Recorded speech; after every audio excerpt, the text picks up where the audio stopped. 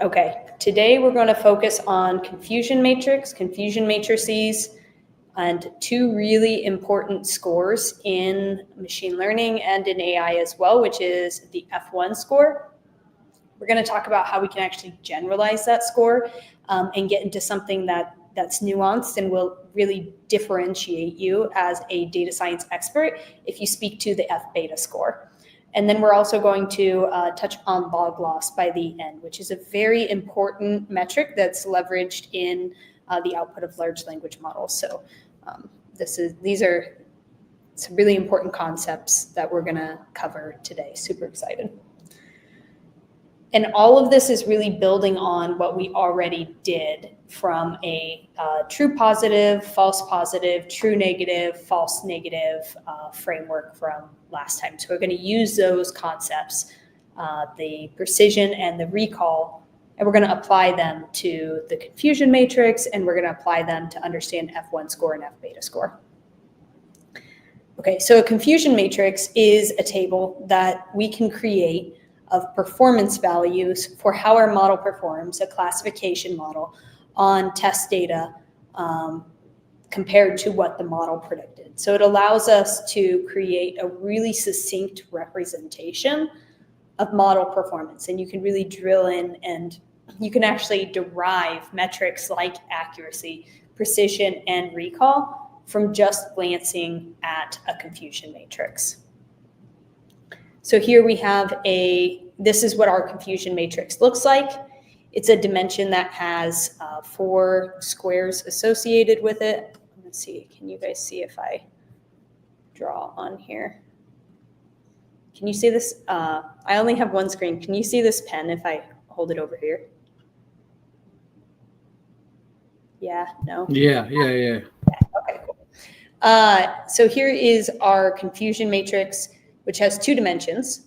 It has the actual versus the predicted.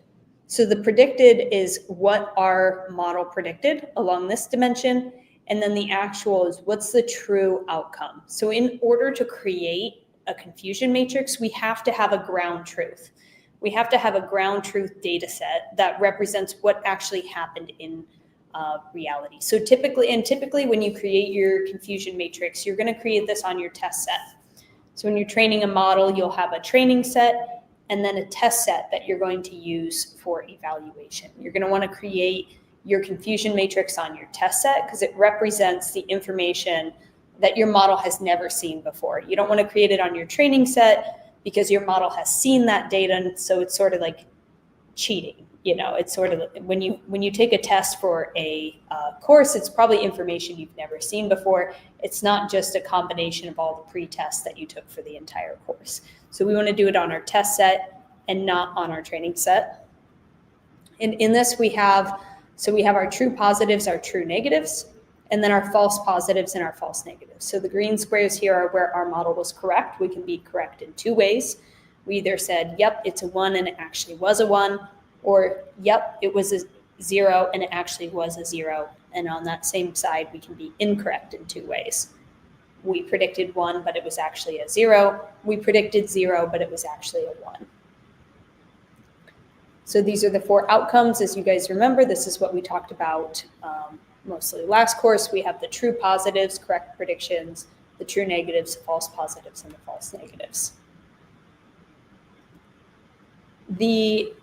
And these would be actual numbers here, by the way. These would be actual counts. How many true positives? You can do it as count, or you can do it as a percentage of the data set. What we can do is we can start to slice these in different directions. So if we go this way, we can actually get the sensitivity. So we can take the true positives over the true positives plus the false negatives. Quiz moment. This is labeled as sensitivity here. What other name for this metric have we talked about?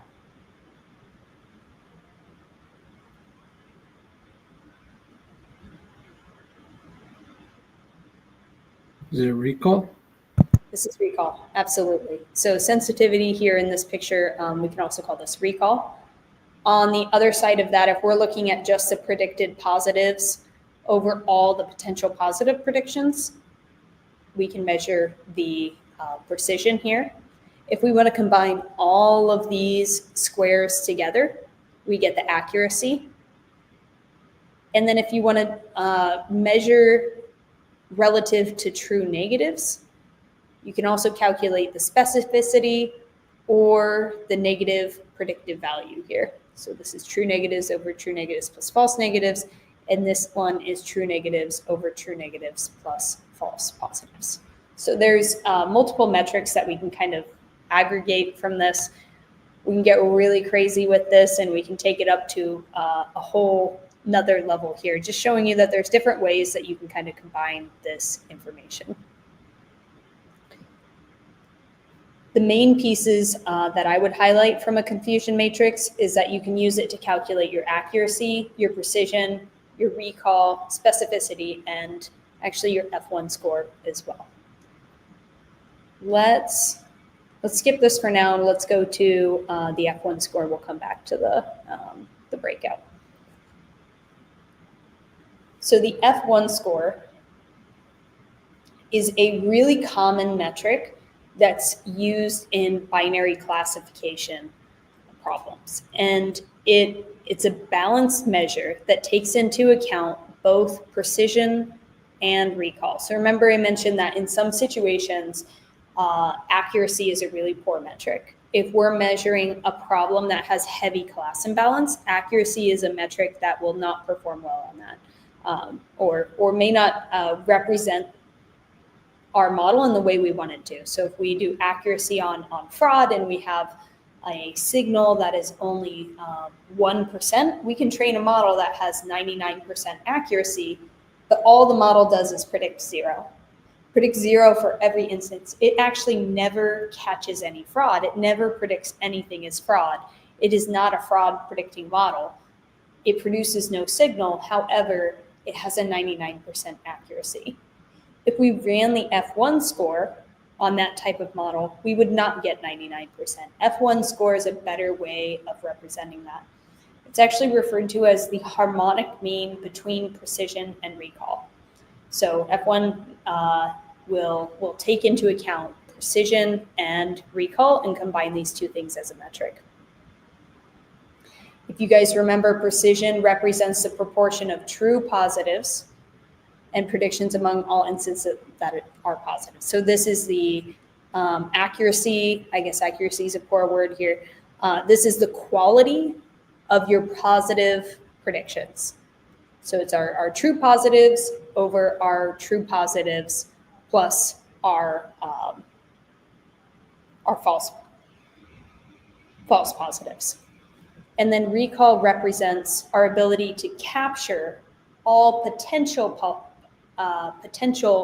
opportunities that exist. So out of all the positive instances that existed in the data set, how many of them did we actually capture?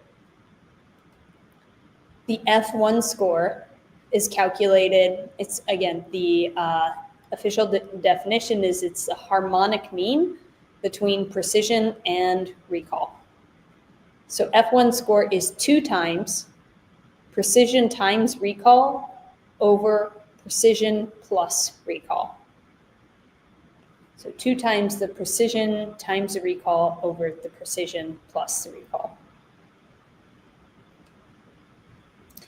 And the harmonic mean gives more weight to the lower value. So you'll see we're going to do a little notebook and code, and you guys can actually play with the precision numbers and the recall numbers, and you're going to see how the F1 score changes according to that. It's really hard to have a high F1 score if you're performing very poorly in either precision or recall.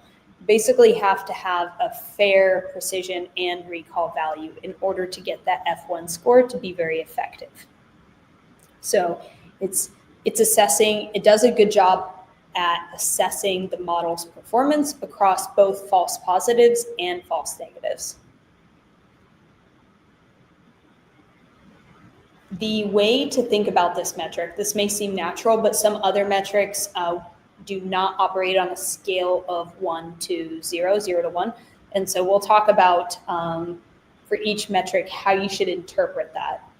F1 score is a metric that ranges from 0 to 1, and you want to try to maximize this. So some metrics like error, you're going to want to try to minimize. F1 score, we want to try to maximize. If we have a really high, 1 indicates a perfect F1 score, perfect precision and recall. Usually you'll see something along the lines of 0.90 or 0.85 as an F1 score. That seems like your model is actually picking up on some signal, but it's not completely, there's opportunity for improvement. The highest F1 score that I've seen from a classification perspective was a CNN trained for image classification, performing with an F1 score of 0.97. And there's some questions probably if that's overfit or not, but that's the highest F1 score that I've actually seen produced in reality on a true production product. So let's consider this binary classification problem, and I want you guys to calculate the F1 score here. And I'm going to just give you this confusion matrix. And you might have to look up the F1 score, but again, it's at 2 times. I should have brought a mouse. Precision times recall over precision plus recall.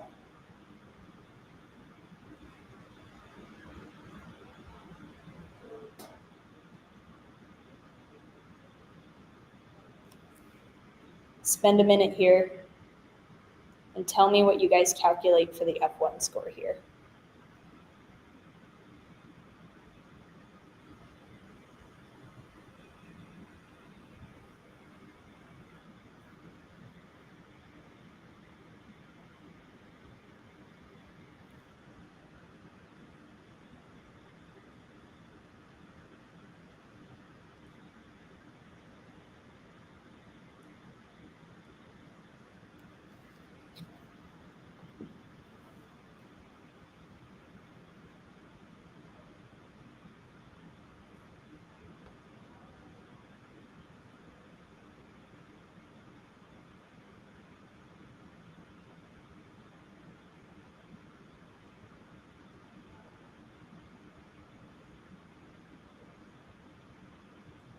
All right, what did you guys get for precision? Oh no. What did you guys get for precision?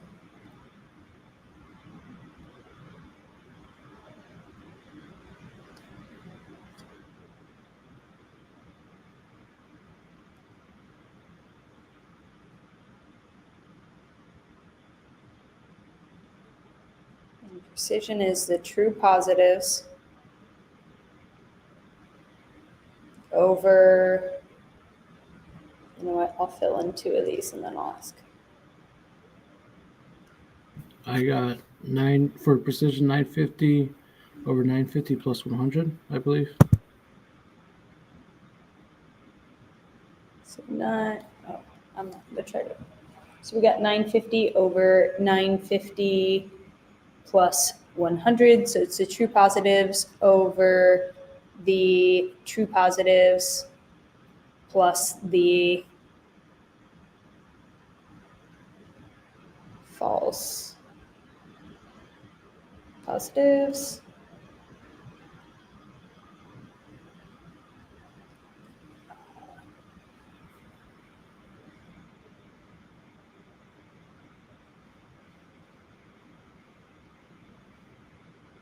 To figure out what that is. So you said 950.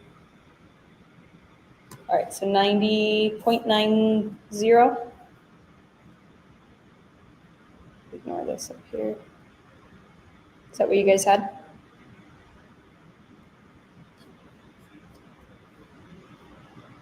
Oh, yeah, Jean said 0.90. Excellent. And what now about, for recall would be 950 over 950 plus 50. I false negative is, I don't know which one that one is. I think it's 50 though. TP over false plus false negative.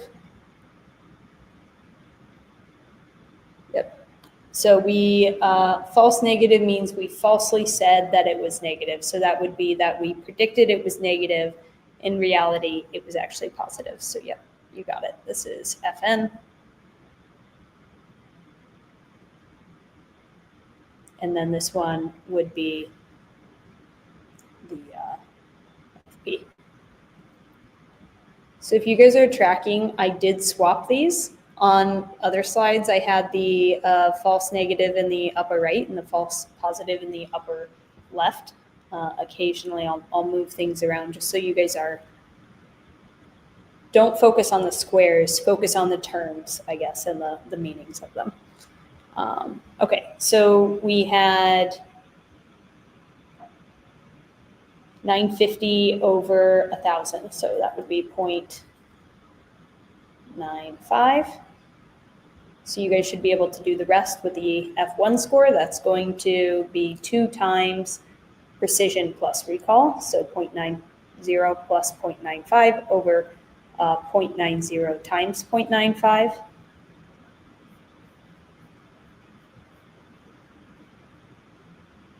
So hoping for that, you guys got 0.92.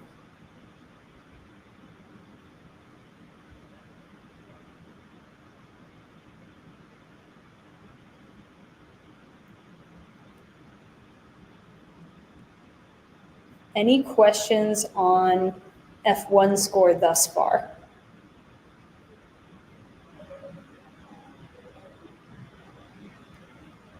Of those 4 metrics that we talked about, the true positive, true negatives, false positives, and false negatives, which one is not included in an F1 score?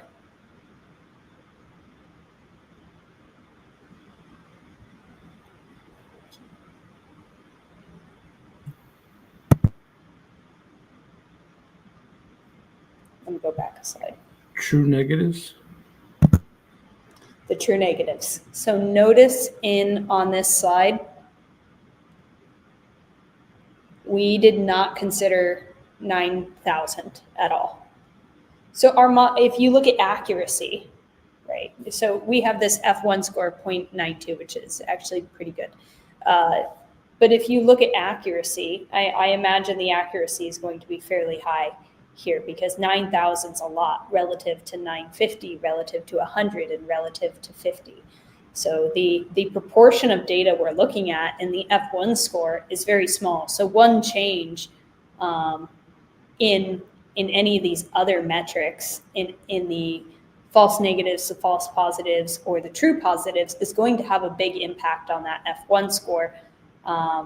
So we're not taking into account the overwhelming majority of times in which the model was correct, which is when it said it predicted negative and it was actually negative.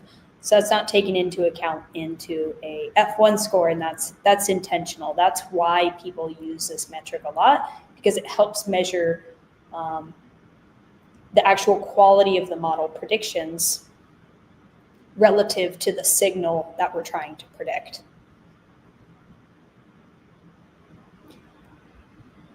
The next score we're going to talk about is actually the F beta score. So I think you guys will appreciate this quite a bit. I know some of you have some math background, and I think you're going to appreciate the F beta as a generalization of the F1 score. The F beta score is an evaluation metric that, like the F1, it combines the precision and the recall. And like the F1, it is a single measure of a model's performance on binary classification tasks. So other metrics we're going to look at later in this course can produce a series of metrics for a model. This one is a single measure. You can say this model has 0.92 F1 score. And again, it's a weighted mean, so it's no longer the harmonic mean. It's a weighted mean between precision and recall. Because what we're going to do is we're going to either weight precision or we're going to weight recall based on this beta parameter. So now we have a lever that we can pull. We have something we can actually use to change how we want the metric to behave. So this this beta parameter controls our emphasis that we place on precision versus the emphasis that we place on recall. So mathematically, the F beta score is calculated like this. So now we're going to call it F beta, where beta is a parameter, and it's 1 plus beta squared times precision times recall all over beta squared times precision plus recall. So this seems like a long formula. What I want to point out here is what happens if we put 1 in here. So let's figure out why the F1 score is called an F1 score. So if we do, instead of F beta, we're going to try out F1. And it will be 1 plus 1 squared. I can't write on this. Let me get a whiteboard. This is 2.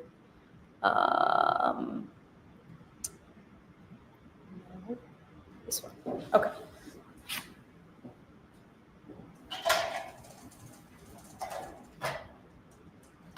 All right. So we have the F. We have F beta is equal to 1 plus beta squared times precision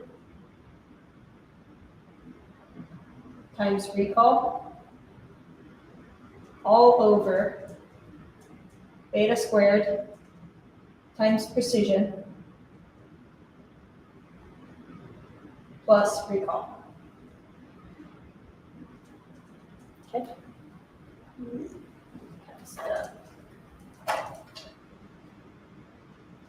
What happens if we start to, let's see if the blue is a little darker here.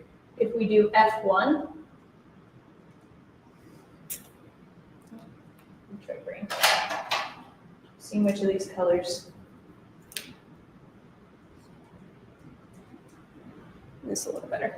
If we do F1, this is going to be 1 plus 1 squared times precision times recall.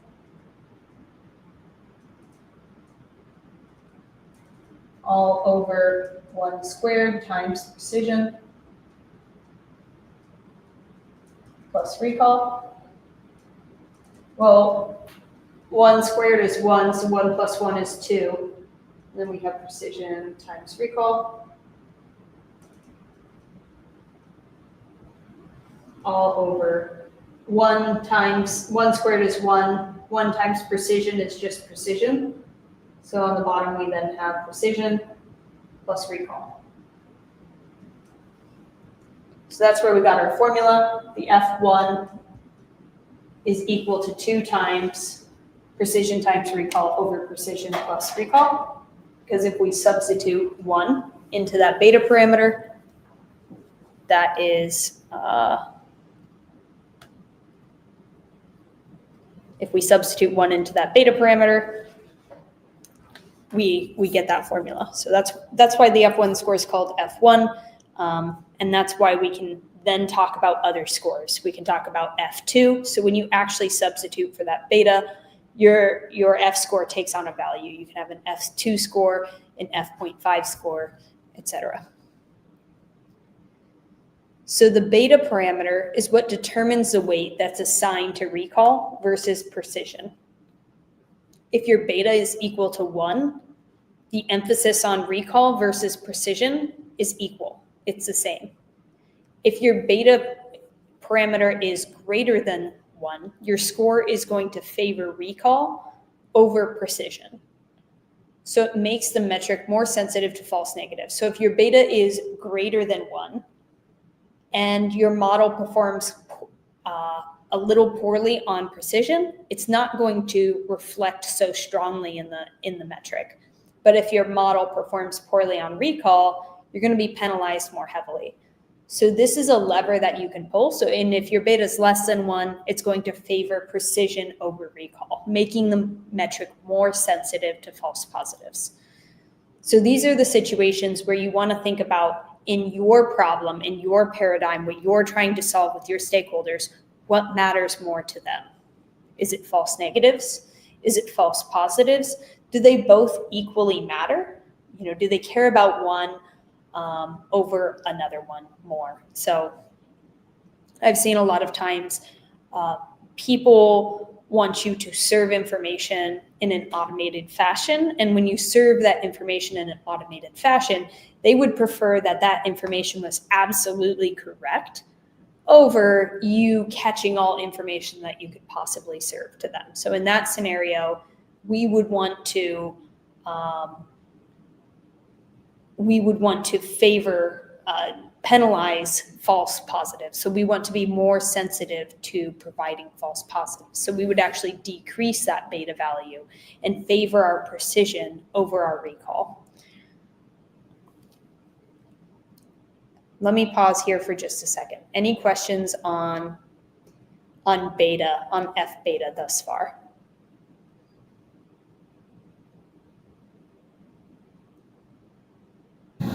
How would we know what beta is? It's usually given to us, correct? Beta is going to be the parameter that you choose. That's a good question, because I think a lot of times it's easy to get confused between hyperparameters, which are parameters that we tune within a model, and the parameters that we select as data scientists. This is one that you would use your expertise to decide that, hey, for my problem, I want a balanced precision and recall.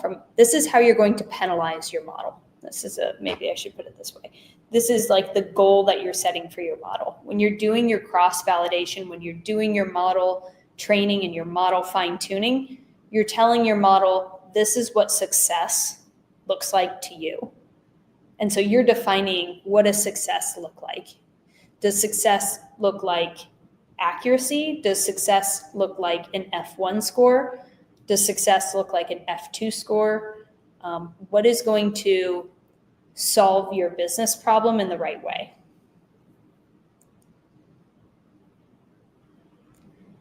Let me see if I can think of an example.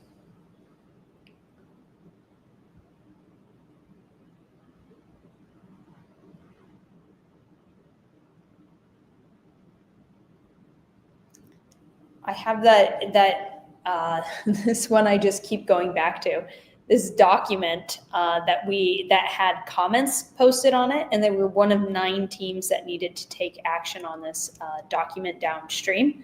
And they preferred that we over notified a team as opposed to under notified them.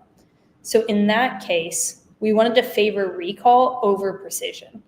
We wanted the model to reward recall higher than rewarding precision. So in that case, we actually chose 2 as our beta parameter and favored the model with by providing F2 as the success criteria for that outcome.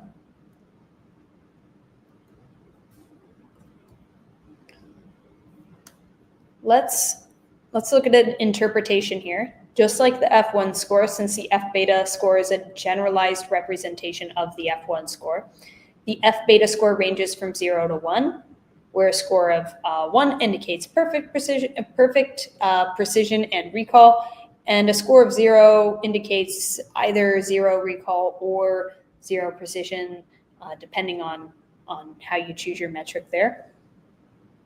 Let's work through an example here. Consider an example where we calculate the F2 score for we want to calculate the F2 score for a binary classification problem. Use the F beta score formula, set beta equal to 2, and compute the F2 score when the precision is 75% and the recall is 80%.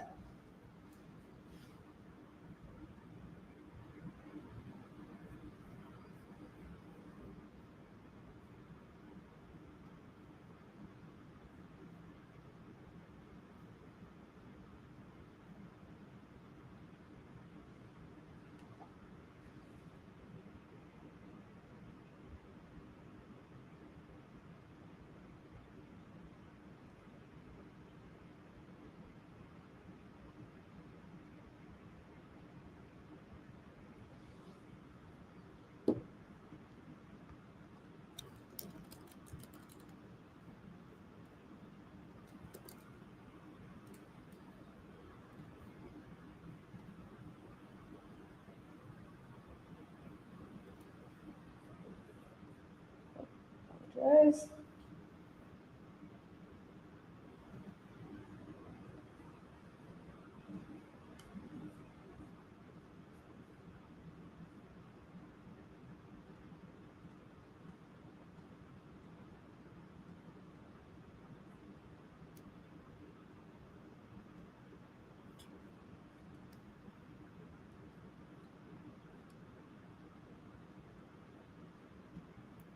All right, what did you guys get, or are you still working on this?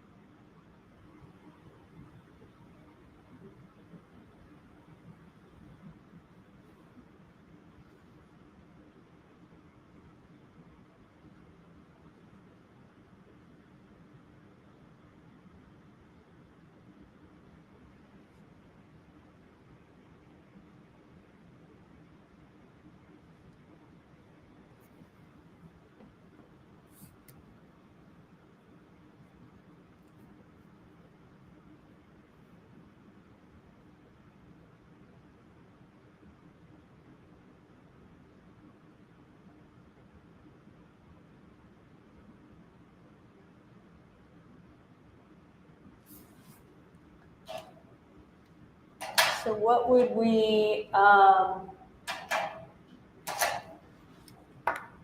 our F2 formula here? F2.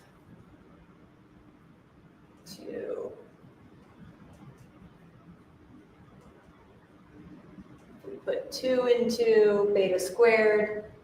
2 times 2 is 4 plus 1.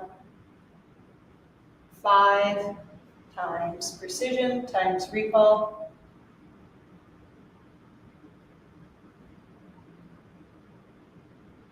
All over beta squared. So that's 4. 4 times precision. Plus recall. So 4/5 precision times recall over precision plus recall. For the total, I got 0.789. Awesome. 0.789. So here we can put in our numbers here, precision and recall 0.75 and 0.80. So F2 is equal to 5 times 6. Yeah. Excellent.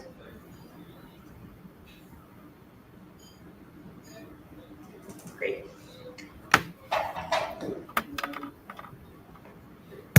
There's a couple of, I should have put that, I have that in the wrong spot on the slide, so I apologize. But a couple of common values that are used for beta. 1 is going to weight them equally. 0.5 and 0.2 are 2 common values, but you can also, and those correspond to an F.5 score, an F1 score, and an F2 score. You're not necessarily married to only using those values, but those are very commonly used variants of this F1 score. So to put the beta on precision, we had to get the F1 score first, correct? And then put it to recall or precision. To put the beta on, oh, sorry, I didn't realize I wasn't back on the slides. My bad. Sorry, does this slide help? I thought I was back on the slides and I wasn't. To put so we have this F beta score. And what we have to do is choose a value for beta. So we chose this 2. So everywhere that you see a beta here, we're going to replace that with a 2. So it's 1 plus 2 squared, and then we have 2 squared here. 2 squared is 4, so 4 plus 1 is 5. And then this one is 4 here. And then you put in your precision and recall values in these spots. So when you choose one of these values, 0.5, 1, or 2, or anything in between, you substitute that inside of the formula for that beta. But, so why did we put the beta times precision and not beta times recall? Or is that just the formula?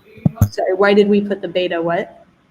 Why did we put the beta underneath beta times precision instead of beta times recall? Or is that just the Oh, formula?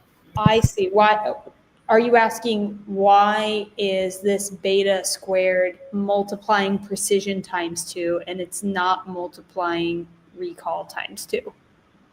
Yeah. Yeah, so we end up with 4 times. That's a great question. So if it's a good question, I think this will help. If beta is greater than 1, the score favors recall over precision. So if beta is greater than 1, so let's see, this makes it's greater than 1 when it's 2, and so 2 squared is 4. Now we're making this denominator here really large. We have 4 times 0.7. We have 4 times 0.75, which is going to give us 3, which is going to make a really large denominator on the bottom here. So if beta is greater than 1, we're going to favor this this recall value. I'm trying to think of how to, maybe this would be helpful if we just whiteboarded this. If it's less than 1, so if beta is less than 1, think about what happens to this. So if it's 0.5, then we're going to have 0.5 squared, which is going to be 0.5 times 0.5, which is going to be 0.25. And then we're going to take 0.25 times that 0.75. So it's going to make that denominator is going to be smaller. So now we're taking the same 2 numbers up top and we're dividing by a smaller denominator. So if we have, just do 5 divided by, I'm just going to make a number here, 10. Let's see what happens to this number as we make the denominator both smaller. And then let's see what happens to this number when we make the denominator larger. So 5 out of 10, we have 0.5. And then 5 out of 7, we're going to end up with 0.7. And 5 out of 12, we're going to end up with 0.41. So we're decreasing. If we increase, what you're doing is you're deciding whether or not in that by placing weight on precision or not, by making precision a bigger value of that denominator or not a bigger value of that denominator, you're changing the outcome. So to answer your question about why is the beta, sorry, that was such a roundabout way of getting to that, but why is the beta parameter on precision and not recall? Because we only need to apply weight to one of them, and then that controls the emphasis on the other. So we don't need to both increase precision and decrease recall. We only need to either increase the emphasis on precision, and if we increase the emphasis on precision, that will in turn decrease the emphasis on recall. Or if we decrease the emphasis on recall, that will in turn increase the emphasis on precision. I said that backwards. If we decrease the emphasis on precision, that will in turn increase the emphasis on recall. So we really only need to control one of these metrics. Theoretically, I think you could like swap precision and recall here, and I think it would work similarly, though exactly the opposite way from an F1 score and F.5 score. Let me pause for a second. Did that help, or did that just make it more opaque? Oh, it helped because I was over here thinking if the F1 score was more than more than one, then you put the beta on recall. So I was Oh, you got really quiet. I'm sorry. You were over there thinking if the F1 score was more than. yeah, if it was more than one, I thought we had to put the beta on recall. So yeah, it cleared. Yeah, I was confused with the greater than and less than, and I thought that affected where we put the beta. My bad. I'm so glad that you asked that. No, that's a fantastic question. That's a really great question. And um, I actually really want to take an example out of this and make a whole new slide just to explain that because it's such a great nuance. Uh, the beta does not move, and that's why they center it around one. So if beta is one, notice that it's just precision plus recall. There's no weight applied to it. Essentially, beta is a weight parameter. So when it's greater than one, then we're taking precision and we're taking it times four, basically, if it's two. So we're putting a lot more weight on that precision, and essentially that denominator gets a lot bigger. And then if we're putting less weight on, if it's less than one, then we're taking that precision, and it's a much smaller value of that denominator. So changes in precision will have 4 times the impact when the F beta score is 2, as when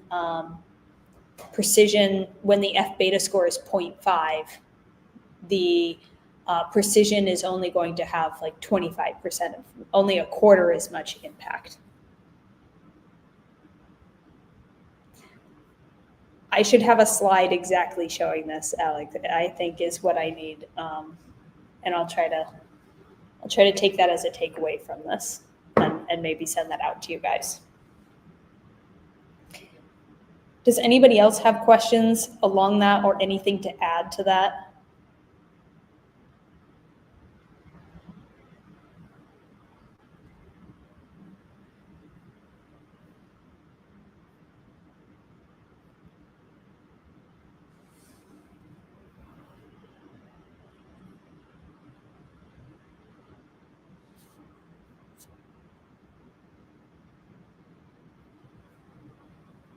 Okay. Let's do our breakouts now. We're going to implement F beta, and then for the other breakout, we're going to do both of these. We're going to do the confusion matrix one and the F beta one at the same time here. So let me stop screen for just a second so I can pull up those documents for you guys.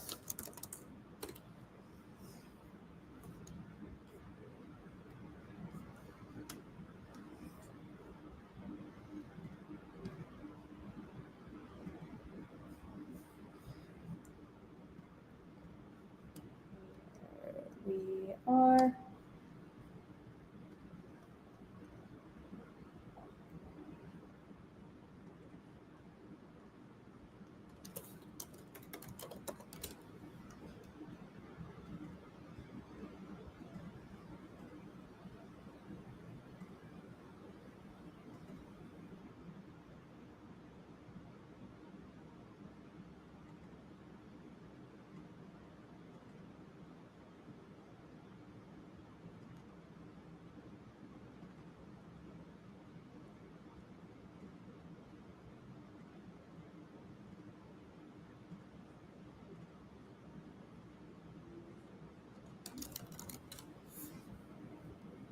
Okay.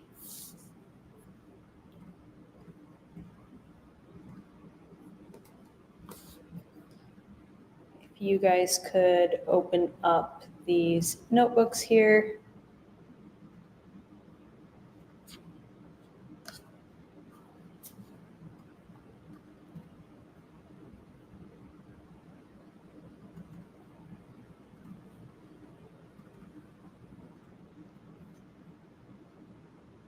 Let's go through confusion matrix and F beta.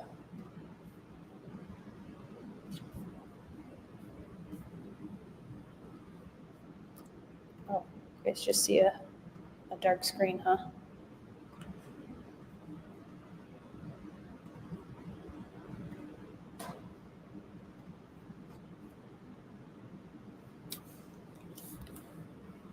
In the confusion matrix 1, you're going to calculate the accuracy, the precision, the recall, and the specificity using a confusion matrix. So this is, here you're going to create a confusion matrix, which is just a multi-dimensional array.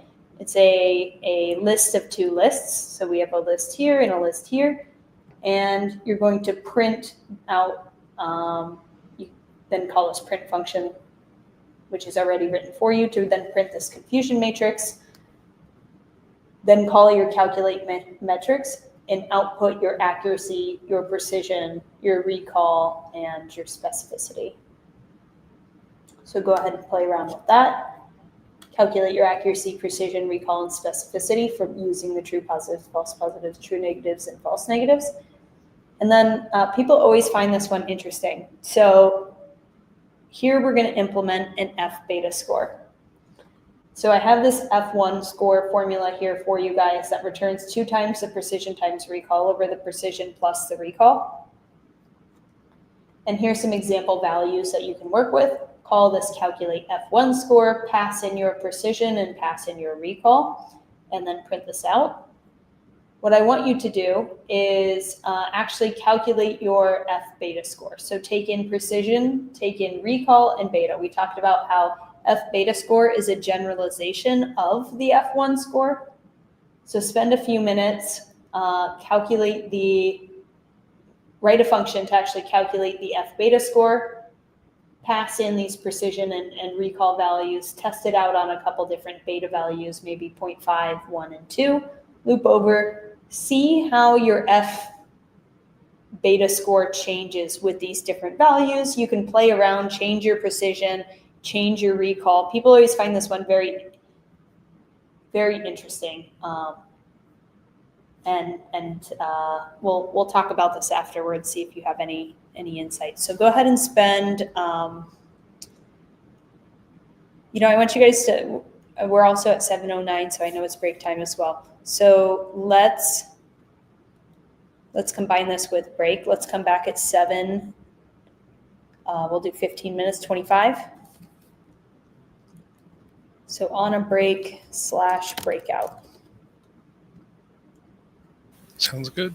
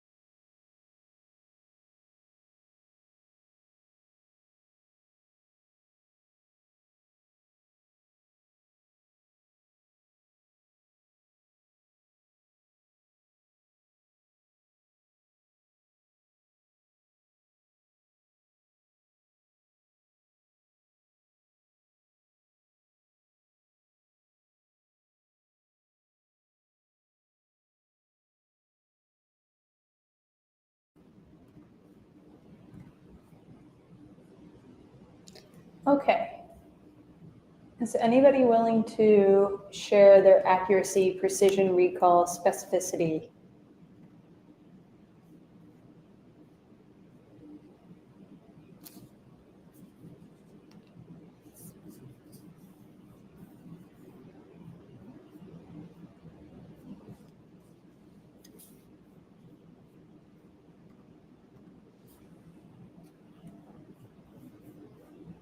And you guys can just say out loud too.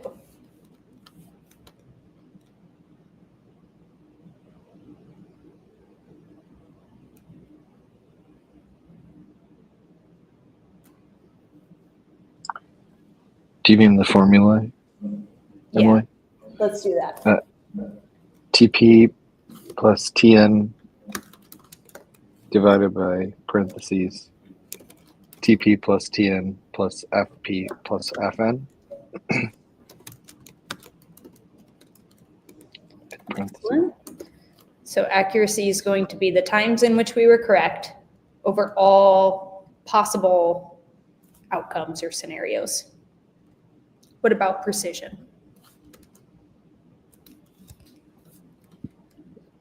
TP divided by parentheses TP plus FP. Yep, so in precision, the times of all, I usually start with the denominator here. In the denominator, we have of all of the positive predictions that our model made, how many of them were correct? And on the other side, precision, or I'm sorry, recall is TP over TP plus, what's the other metric there? FN. FN, yep. So recall on the flip side of that is of all the potential positive scenarios, how many did we get correct?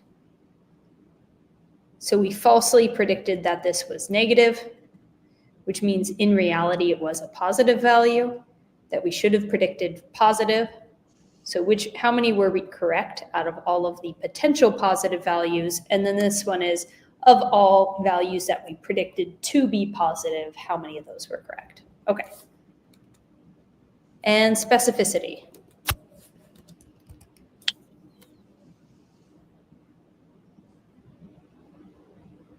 TN plus FP.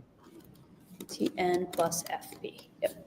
So we don't use specificity a ton because it's measuring the true negatives, but this is the true negatives over the true negatives plus false positives. So that gives us the precision and recall and specificity, and we can, as soon as my thing spins up, fill out and print that. So you guys can play around with the confusion matrix here. You can change these numbers and see how these metrics change relative to that. For example, let's change 9,000 to this really large number here. And what do you guys think is going to happen to, oh, our accuracy looks funky. What did I do? Does that look right? That accuracy, 950. We've got something funky going on here in accuracy. TP over TN, TP, TN, FP, FN.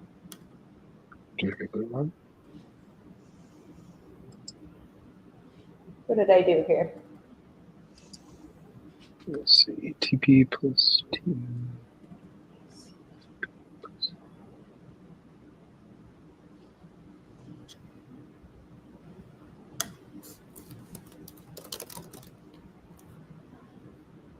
Oh.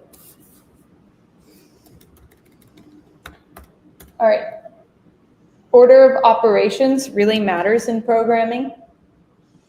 And division will happen before addition, I believe. So let's see if this fixed it. There we are. Okay.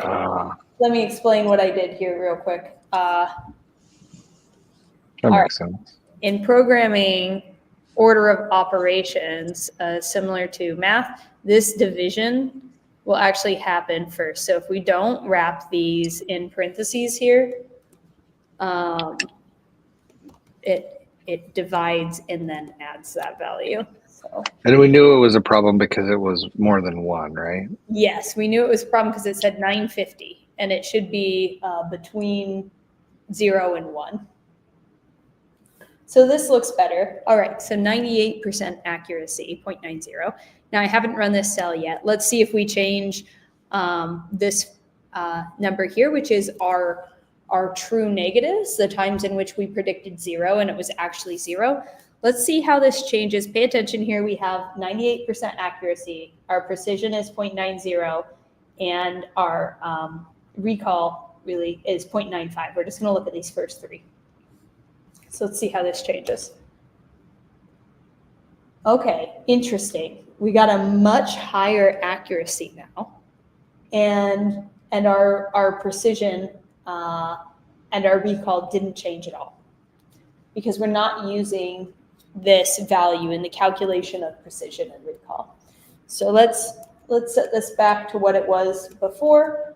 Now we're at that 98% again. Let's do something different. Let's use our fraud use case where we predicted 0 for everything, so we predicted 0 for everything, which means that we had no true positives, no false positives,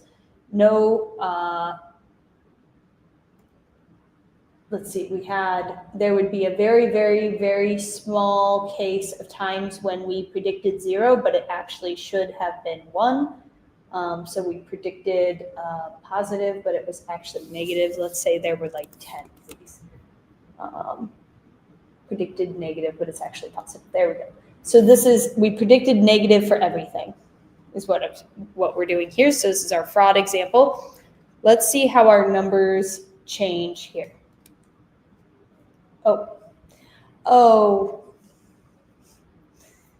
It's not going to let us divide by 0.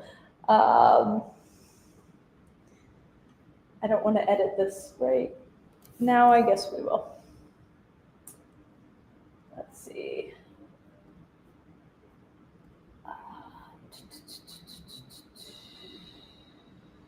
Trying to think of the best way to fix this. We'll do it the long way.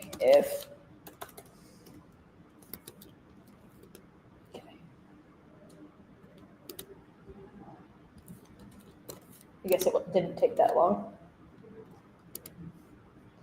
Okay.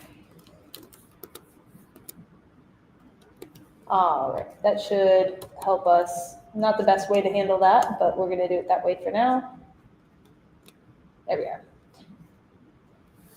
Okay, wow. Really interesting results here. We predicted 0 for everything. We didn't predict one single instance of fraud or whatever class imbalance thing we're trying to predict here. And we had an accuracy of 99%. So it looks really good, huh? Our precision is 0 and our recall is 0. So what do you guys think our F1 score would be?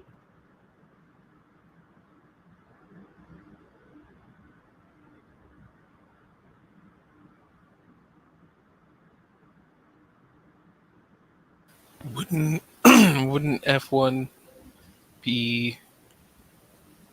Wouldn't it be really close to 1?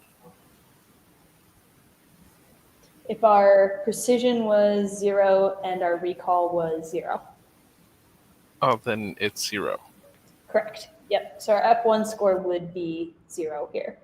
So this is an example of why F1 score is a better metric to use when you're measuring things like that have heavy class imbalance. Otherwise, we can just predict 0 for everything, and it artificially looks great with accuracy. Obviously, we all want a 0.998% accuracy, but that's not actually useful. It's not doing anything.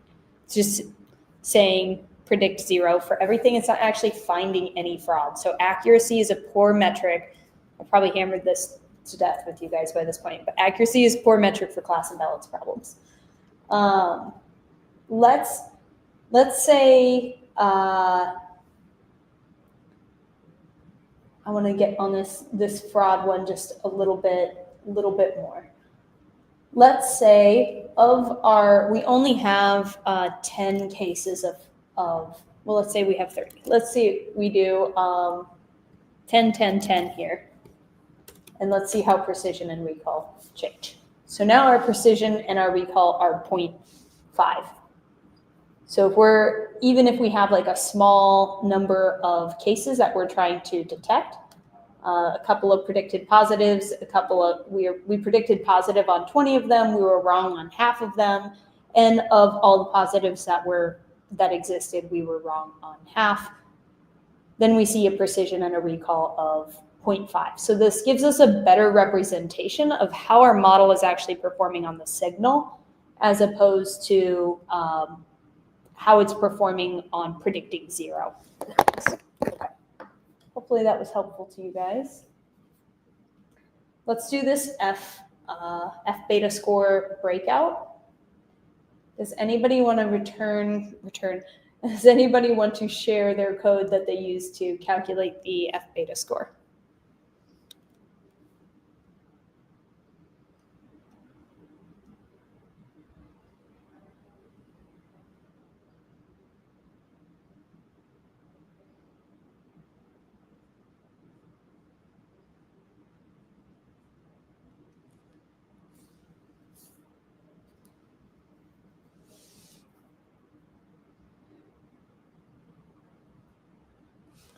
Excellent. I'm going to use Luke's formula here, which is return 1 plus beta to the power of 2 times precision times recall, all over beta to the power of 2 times precision plus recall. And as we learned, yep, we have to wrap everything in parentheses or we're going to have some improper order of operations. So this looks good.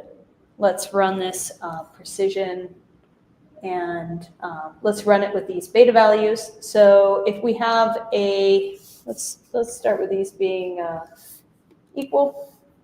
If they're both 0.5, we see that we're going to get a 0.5 score that is uniform across these. It's going to be 0.5 for F0.5, F1, and F2.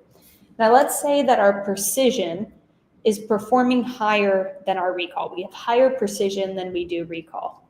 Let's see how this changes things.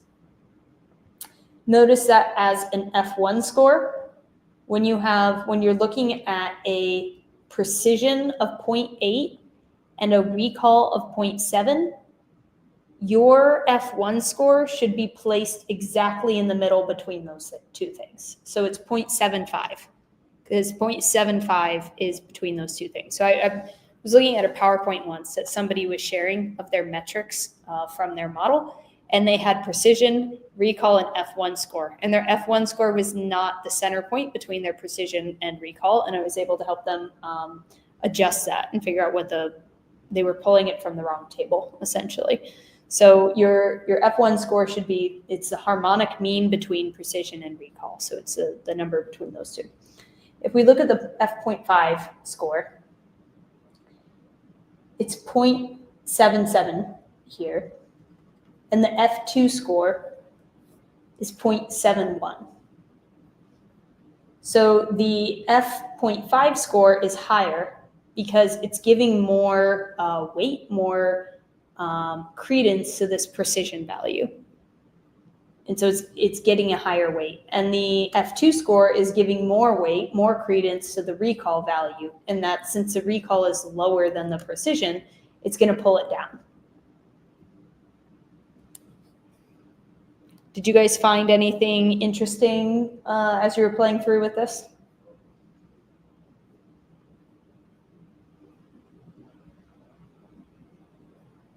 I can't say if I found anything interesting because I just think I was getting things wrong, but with the order of operations, now remembering that, I'm just kind of tweaking things and I'm getting the same answers, but I don't know if things are interesting or if I was just getting them wrong. That's fair. That's fair. We can change this and get really extreme here. For example, let's do 0.9 and let's do like 0.2. And what we'll see is that if we look at an F1 score of 0.9 to 0.2, it's not very good. But if we look at an F.5, it's still not very good, but it's given more credence to that precision value, as opposed to an F2 score is giving more credence to that recall value. If we swap these, you're going to see the reverse happen. All right, we see the same numbers, but they're in different places. So the F.5 score is now receiving a very low value because it's weighting precision, and precision is very low. And the F2 score is now receiving a slightly higher value because it's weighting recall, and recall is quite high. So these are different reward policies that you can choose to give to your model, to your algorithm. You're defining what does success look like for it. Is success being equally correct at precision and recall? Do you care more about the model being performant across recall, or do you care more about the model being performant across precision?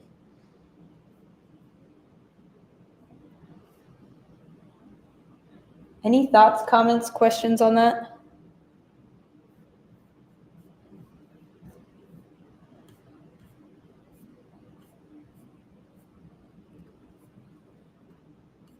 Okay, let's look at log loss. This is our last metric today, and then after log loss, we can take a look at the homework if there's time, and then that'll be it.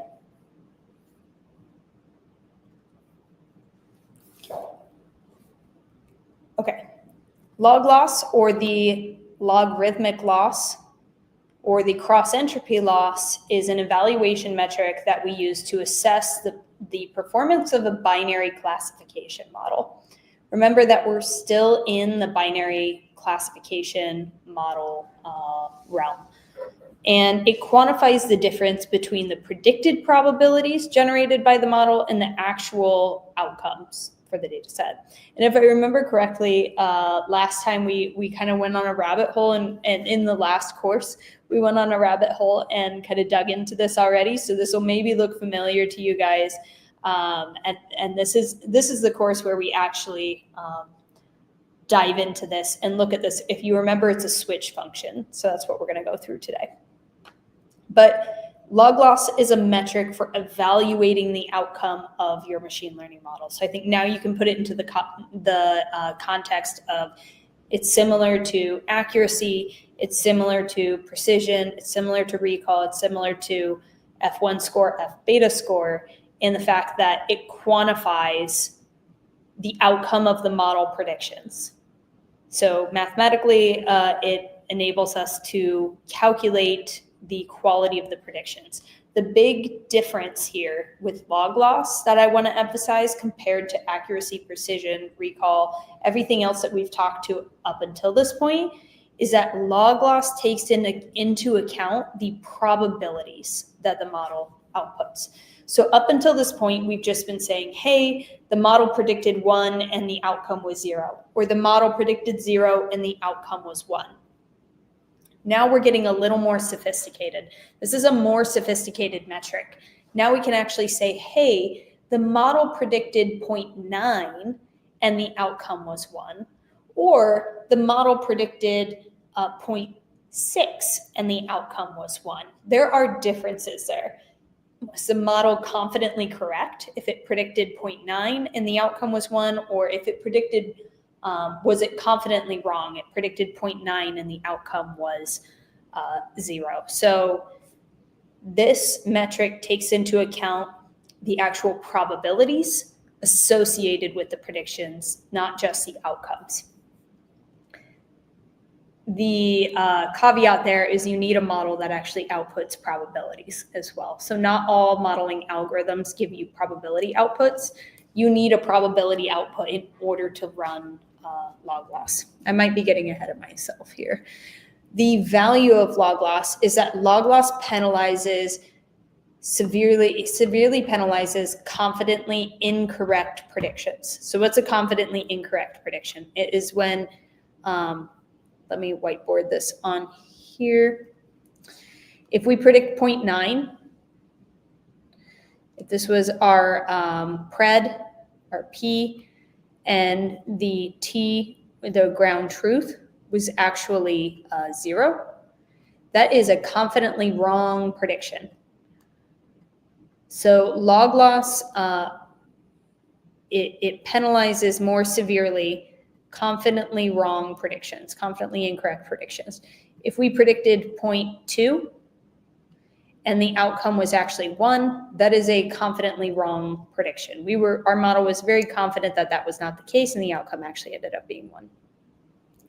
So specifically, when the Y label at I is a positive class, the penalty increases as it diverges from 1. So as we get further from 1, the penalty increases. So if you're at 1, the further we get from 1, the penalty increases. So 0.9 might not have a very big penalty. 0.5 may have a mediocre penalty, but 0.2 is going to have a really high penalty. Or 0.1, of course, is going to be the highest. And the same thing with 0. The further we get from 0, the higher the penalty is. These are the true outcomes. These are the true outcomes. So if we have a 0.1, that's probably not a super high penalty. But if we get around 0.5, we're going to give a slightly higher penalty there, and really high penalties as we get closer to 0.9 for an output model probability prediction when the ground truth was 0.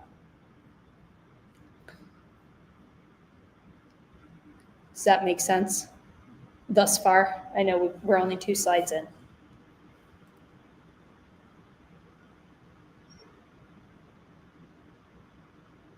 Okay, let's look at why this is the trying to decide if we do, I'm going to do interpretation and summary, and then we're going to come back to the formula, and then we'll apply an example.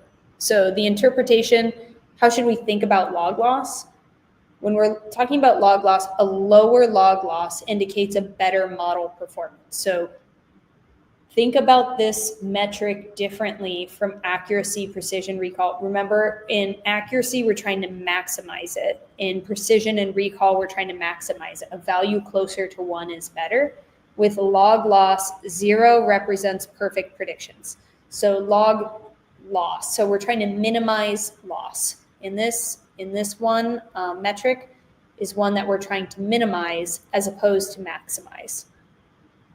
So we want to minimize this one.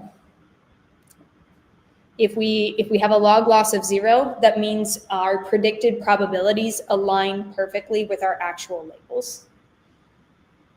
All right, let's go back to this, and I'm going to attempt to whiteboard here.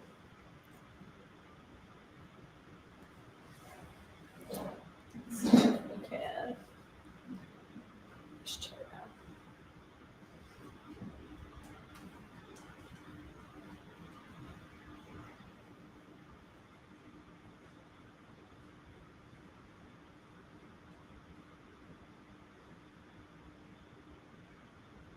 All right.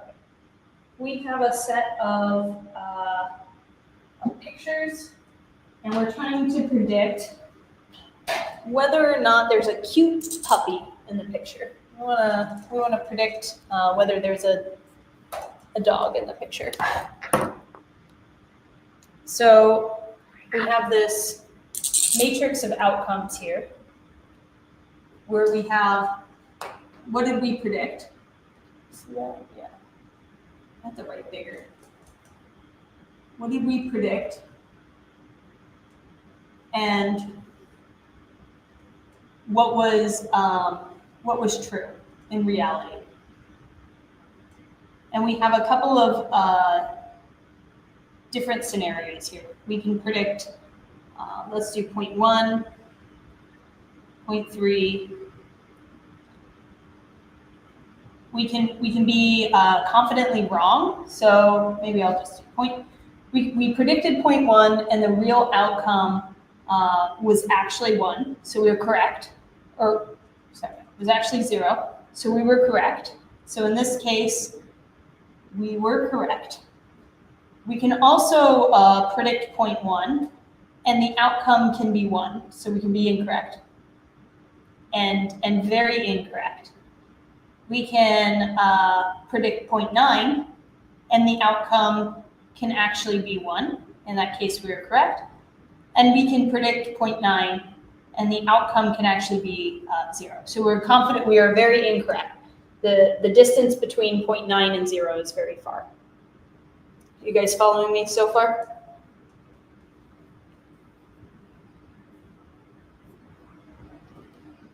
So in our formula here for log loss, we have negative 1 over n, push this way, negative 1 over n, y times log at p of I,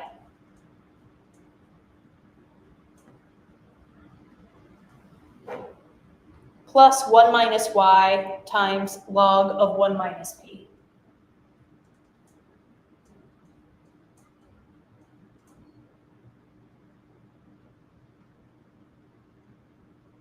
Okay, that seems like a lot. And this is a 1 over n, and then this is a summation function across all of the probabilities. We know that we're going to run this log loss formula for all of the probabilities. So let's try to simplify this, break this down a little bit. Make sure you guys can see this whole formula here. Yeah, you can. Okay, good. So let's try to simplify this, break this down a little bit. We'll go ahead and drop the summation function. And we know that we can drop the 1 over n. Because all this is saying is it's saying run this, run for all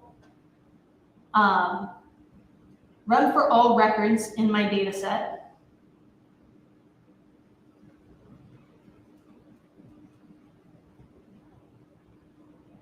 Add them together, add the outputs together. Outputs where the outputs is the losses together, and then take the average. Divide by n. So since we know that that's what that's saying, we'll just go ahead and drop that off and let's look at the rest of the formula.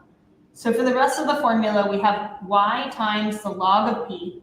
I'm going to drop the p at I because we just covered that in that p. So y times the log of p plus 1 minus y times the log of 1 minus p. I'm going to show you guys that this is essentially just taking the log of p relative to the distance from the output that you're predicting. So essentially this is a switch function, and either this half of the formula is on or this half of the formula is on, depending on whether your ground truth is 0 or it's 1. But I think it's easiest if we just walk through this. So let's take this first example here where our prediction is the ground truth is actually 0 and we predicted 0.1, and let's go ahead and plug things in. So our y is our true, so this is y, and p is our pred. So p is our probability. So anywhere we see p, we can plug in 0.1. Anywhere that we see y, we can plug in 0. So we have 0 times the log of 0.1 plus 1 minus 0 times the log of 1 minus 0.1. Well, 0 times the log of 0.1, 0 times anything is going to be 0. So we can just get rid of that term altogether. And what we've realized is that now when y true is 0, we're just doing a log of 1 minus 0.1. Because 1 minus 0 is 1. So we have 1 times the log, which 1 times a log is just 1. So essentially, it's just the log of 1 minus 0.1.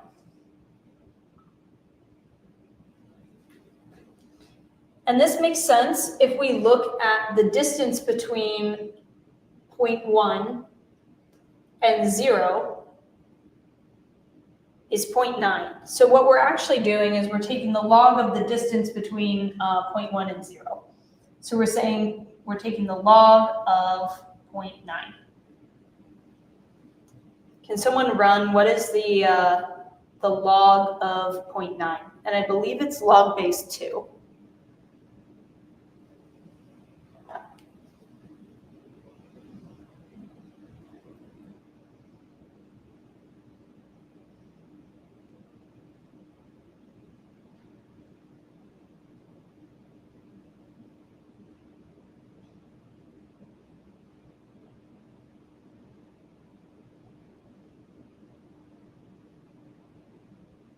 Oh, natural log, perhaps.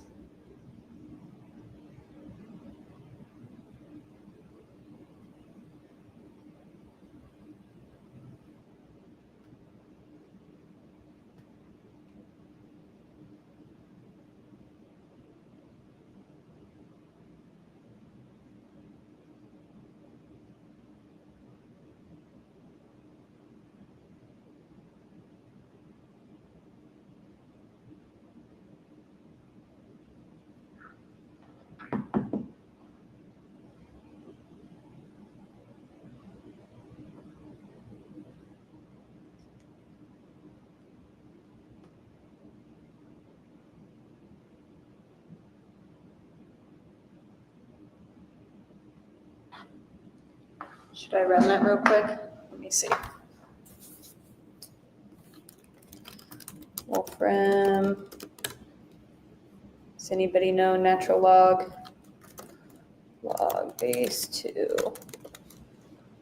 9.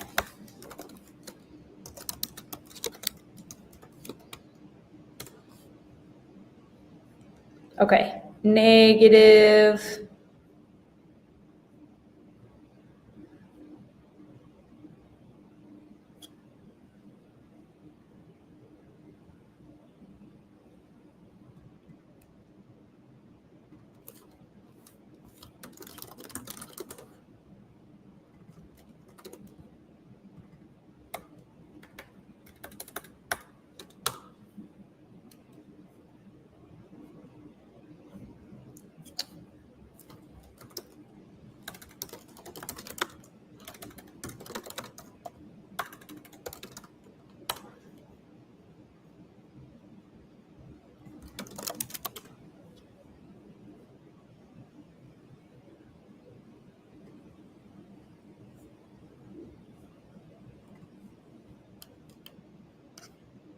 Okay, I have log base 2.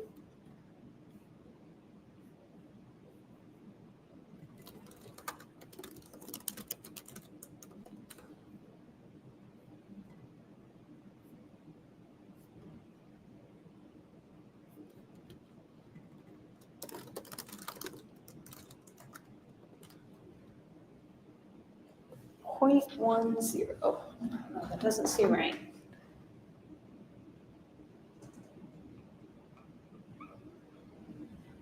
And there is a negative sign up here. We negate that so that gets dropped.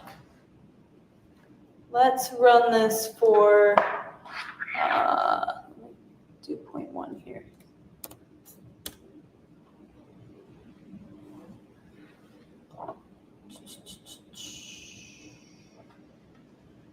Seems. Oh, I'm so sorry. That is correct. I apologize for the delay there. Okay, this is correct. This marker is running out. Okay, on this first one, we are correct. We're 0.1, and the answer was actually 0. So our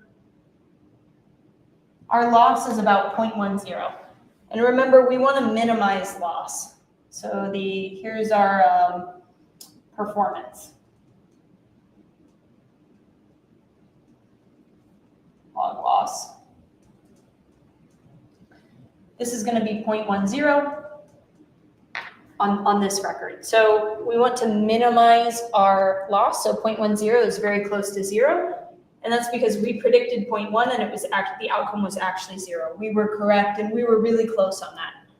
Now let's look at this scenario where we predicted 0.1 and the outcome was actually 1. The outcome was 1, so which half of the solution here in the formula are we going to be looking at? Are we looking at the first half or the second half? If the true outcome was 1.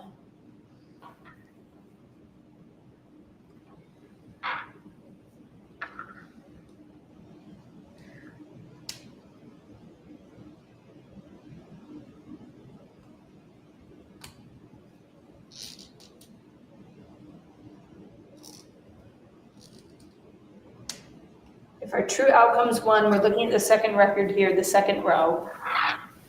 Are we looking at y times log at p, or are we looking at 1 minus y times log of 1 minus p?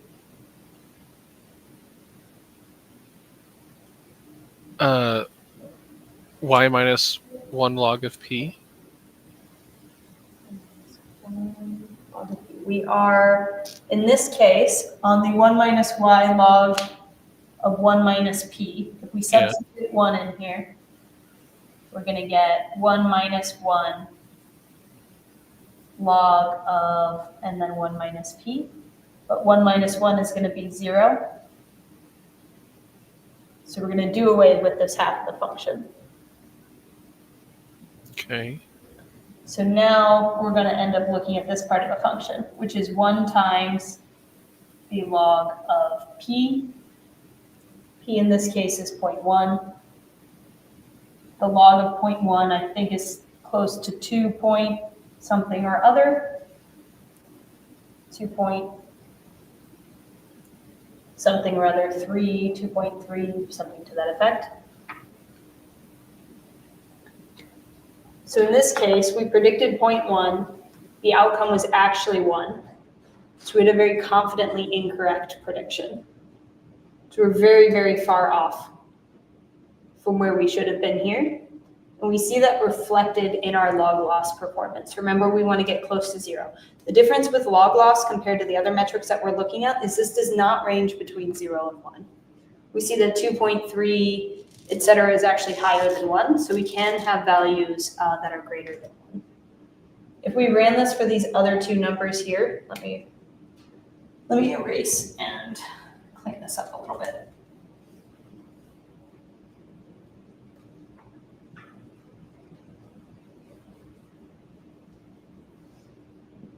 Okay, so if we ran this for our other two numbers here, let's plug in and play on both of these. In this situation, we're correct. We predicted 0.9, the answer was actually 1, so we're very close. Let's just plug in all the values. Maybe here it'll be easier. Y is actually 1, so we have 1 times the log of 0.9 plus 1 minus 1 times the log of 1 minus 0.9. So in this case, so we have 1 times the log of 0.9, it's just the log of 0.9.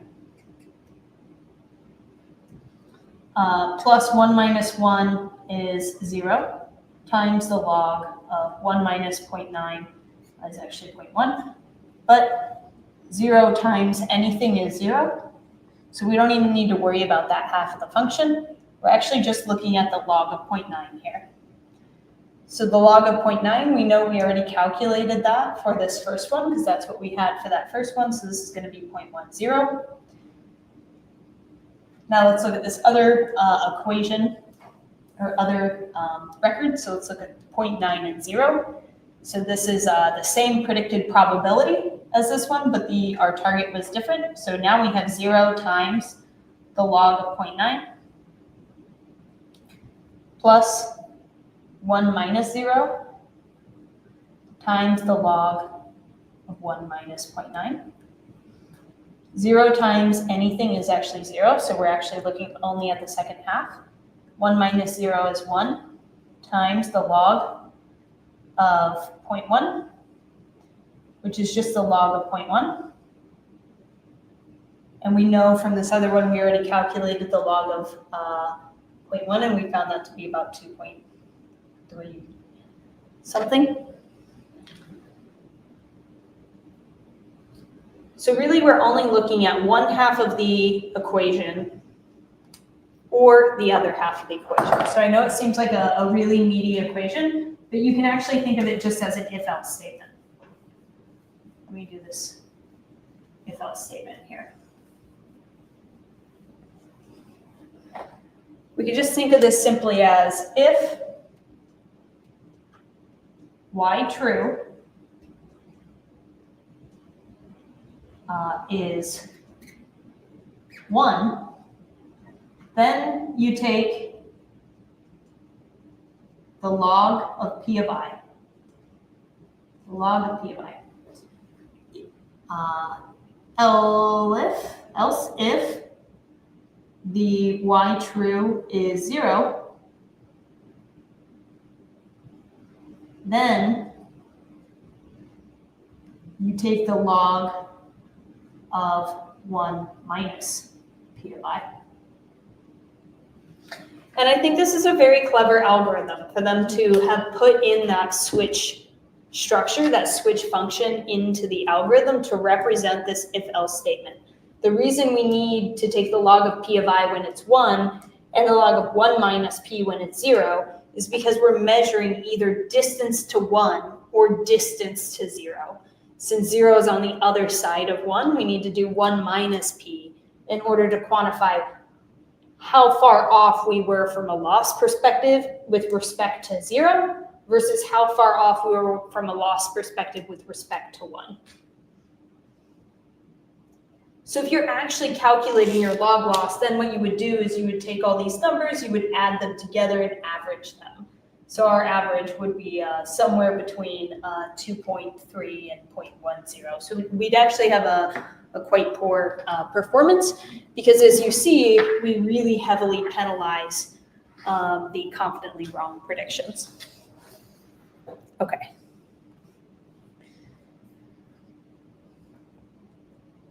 Let me pause for just one moment. Any questions thus far on log loss?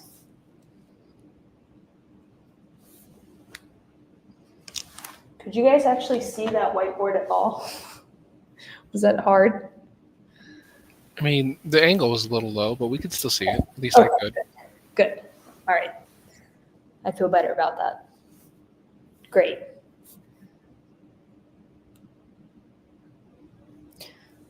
Log loss is a very important metric in the realm of NLP, in natural language processing.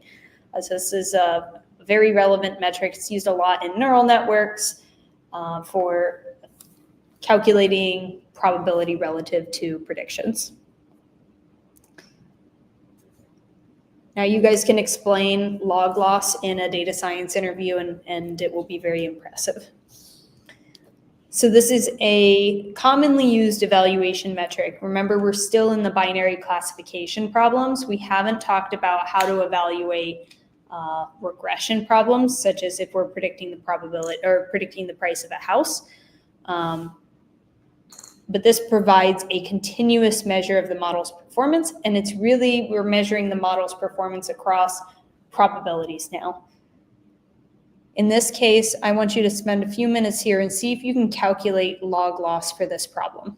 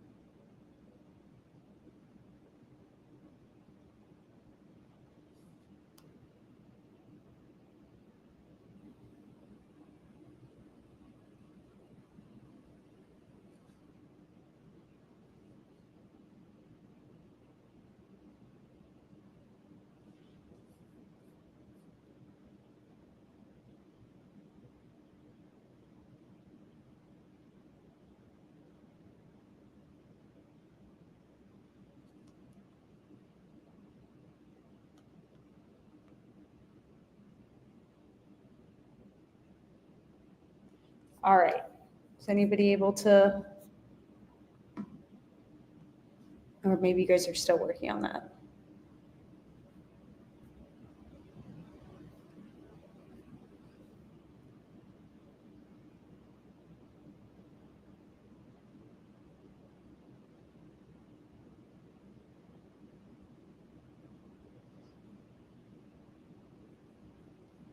Let me start drawing on this. So in this case, we predicted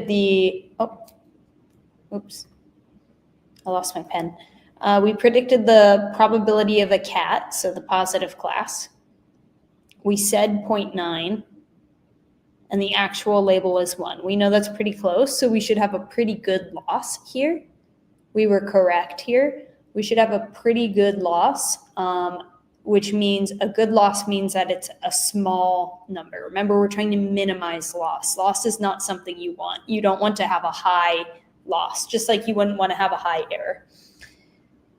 When the predicted probability is 0.3 and the actual label is 0, we were actually correct here as well. So this should be a decent number, not quite as good as the other one. You can sanity check yourself there. 0.6, and the answer was 1. We were also correct here, but we weren't confidently correct. When we predicted 0.8, and the answer was actually 0, this is where we're really wrong. We're wrong, and we're confidently wrong. We're confidently incorrect. When we predicted 0.1, and the answer was actually 1, we are again confidently incorrect. So that we should have high loss on the X's and low loss on the check marks.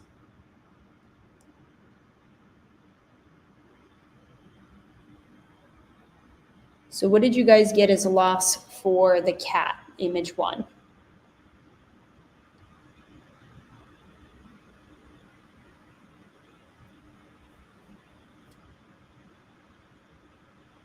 Oh, sorry, I'm just now reading the private chat here. That's a good question, Luke. 20% because one label is wrong.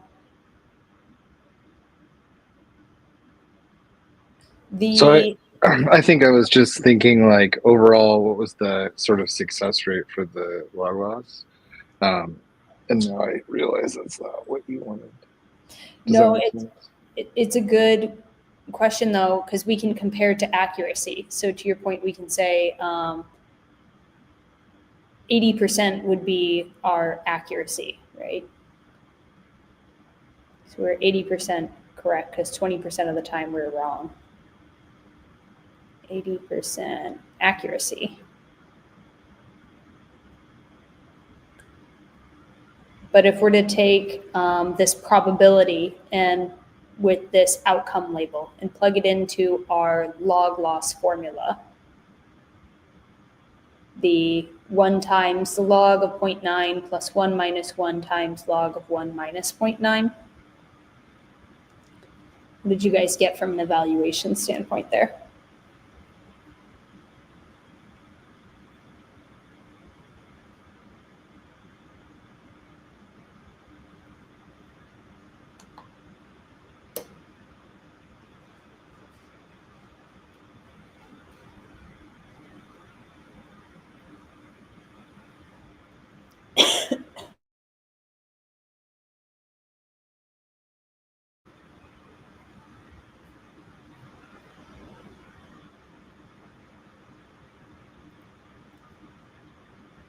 Man, you guys said you loved log loss last course.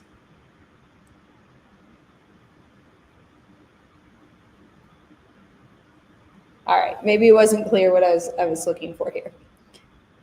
We have that formula, which I wish I could copy paste onto here. Negative 1 over n, y times log p of I plus 1 minus y log times 1 minus p of I. So what we're going to do when we calculate log loss for something like this, we want to understand we have 5 images, and we're trying to predict the probability of a cat being in an image. And we know we can say we're 80% accurate. But how do we quantify this from a log loss? Like I said, we wouldn't, log loss is going to more heavily penalize these two situations in which we were confidently wrong. So log loss takes into account our actual probability. So if we look at just our first example here, the number one example, let's calculate log loss just for image 1, where actual label is 1 and our predicted probability is 9. So what we're going to do is we're going to take 1 times the log of 0.9 plus 1 minus 1 times the log of 1 minus 0.9. And in this case, because 1 minus 1 is 0, this entire half of the function goes away. And we're really just looking at 1 times the log of 0.9.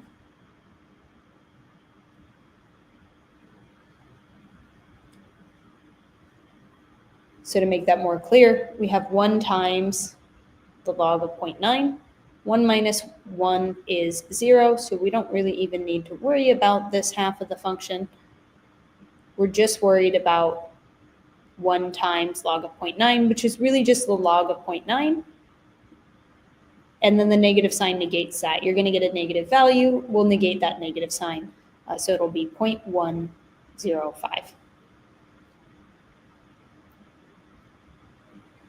How are you doing the log on a calculator? Because I'm getting 0.45. I think it's actually, let me validate this real quick. 0.457. So I go to Wolfram Alpha to run this, and I believe it's actually the natural log. So can you try ln of 0.9 and tell me if that gives you 0.105?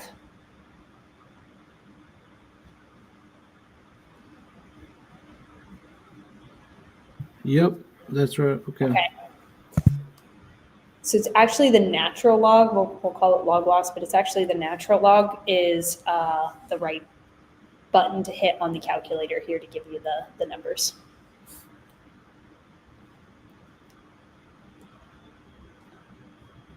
All right. Does somebody want to give a stab at image 2?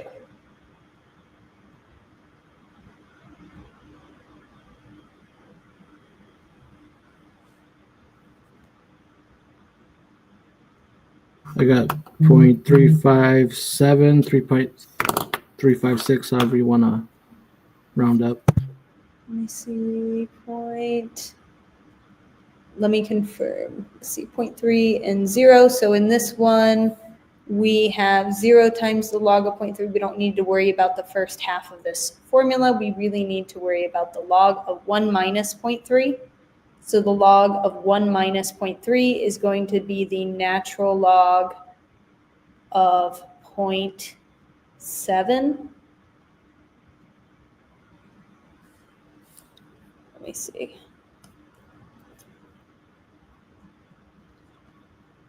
Natural log of 0.7. Let's see if my slides are wrong. Did you say 0.3536? I got 0.3. Where'd it go? Let me try it again. I think that's correct. Yeah, 0.356. I believe that's correct. Yeah. 0.356. I think that's wrong.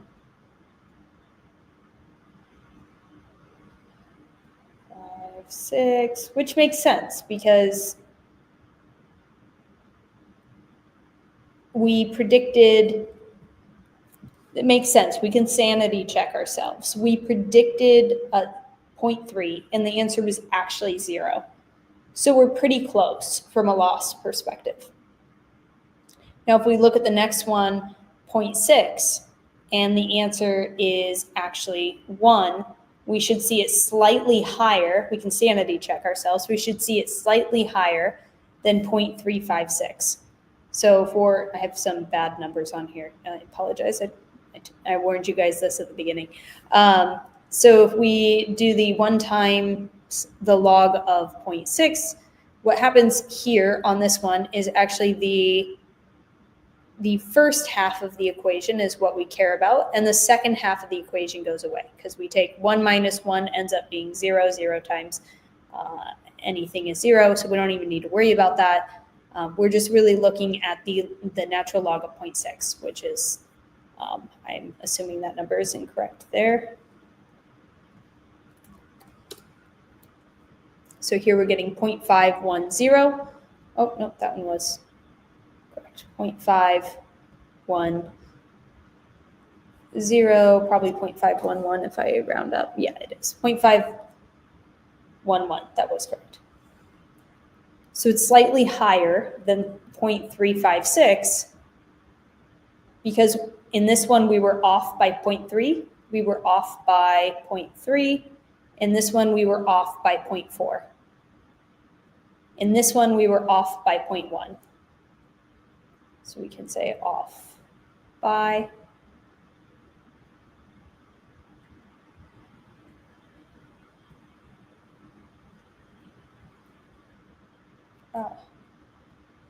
In these last two, we were off by 0.8. And on this very, very last one, we were also off by 0.8. So what we should see is those numbers reflected in log loss. So the smallest penalty should be placed on image 1, and then the largest penalty should actually be placed on our last images, image 4 and 5. So if we look at image 4 and 5,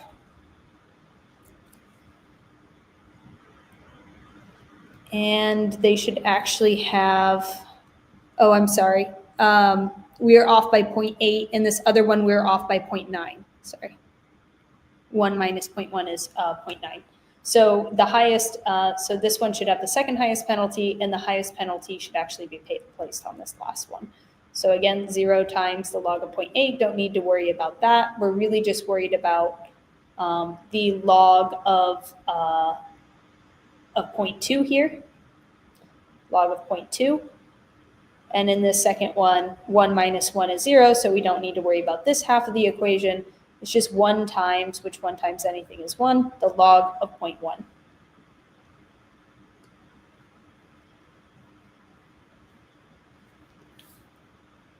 Okay.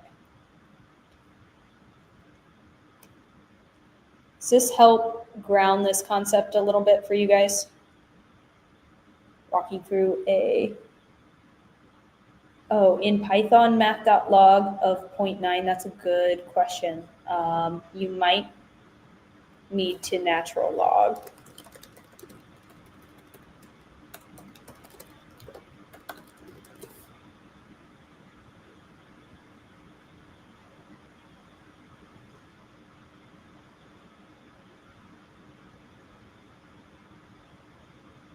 I'm looking it up. That should work. Are you getting the same numbers? Yeah, now I am with the ln. Awesome. So that, I think that will work if you're getting the same numbers when you run math.log of 0.9.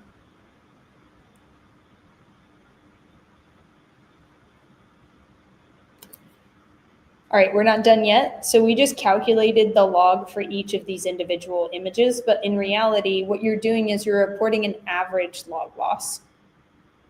So we want to calculate the overall log loss across all of our image predictions. So we're going to add all these numbers together, and we're just going to take the average. So our average ends up being around 0.8, something to that effect.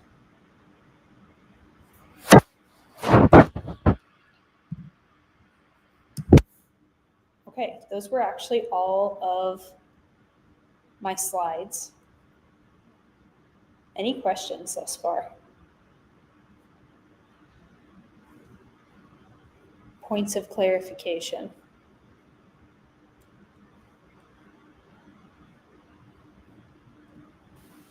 For my own mental clarification, all of these that we've been going through are ways to check and analyze and find points that need to be refined in a machine learning algorithm.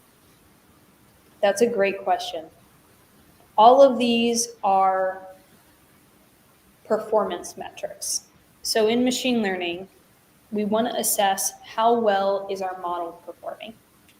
And a lot of people are really familiar with accuracy. We can say, what's the accuracy of your model? But as you guys know, as expert data scientists now, accuracy is not always the best metric.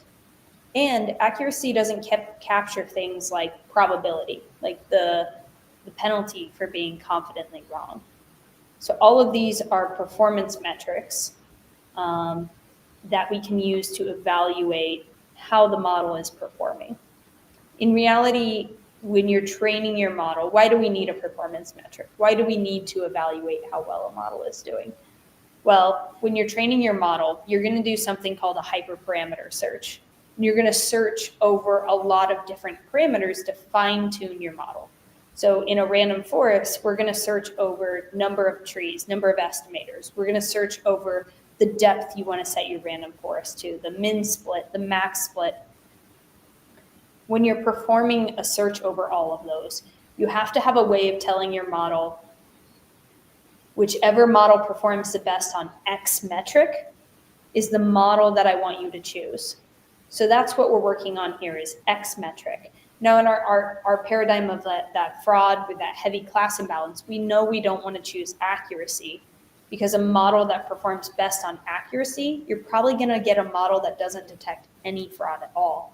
So you're going to want to choose precision or recall or F1 score. And for other models, like image classification problems, you're going to want to choose something like a log loss score to actually tune those hyperparameters for you to choose a model based on the best hyperparameter outcome relative to that metric that you're measuring. So all of these are metrics for evaluating how the model is doing. In reality, that evaluation happens in an automated way, and you're just using it to choose the best hyperparameter. So I'm trying to think if I have a good, let's see if we can do that. Let me import a classification data set.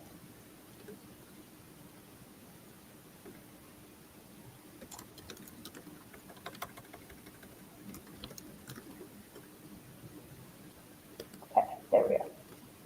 All right, so we have an X and Y. This is a data frame. Nope, it's an NumPy array. Okay. So we have a set of X features and we have this Y classification. Let's do train test split. Let's split this into X and Y so I can get you xtrain.head. We can take a look at this. Xtrain, did I not run this cell? I didn't, okay. Oh, it's still a NumPy array.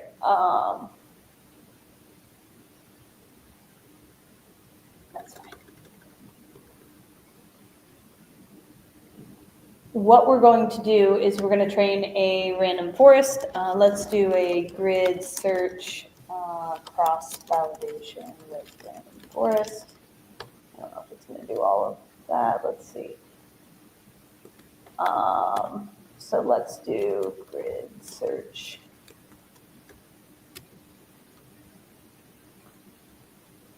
All right, we have a random forest classifier that's not equals grid search CV, estimator equals grid. We need a grid equals, that's fine.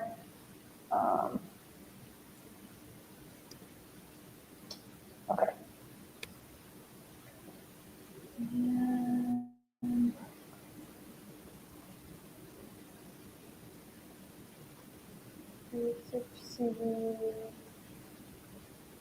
Oh, estimator. Oh, sorry. Estimator.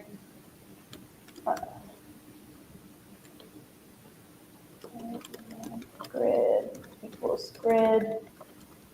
AI is not always right, guys. So estimator here. Okay, so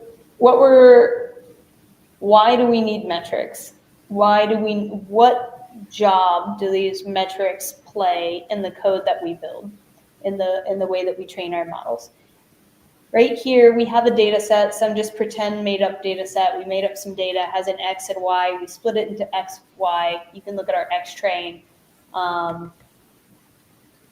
db.data frame, X train. There you go. As soon as it'll let you, Port Panda says PD, sorry.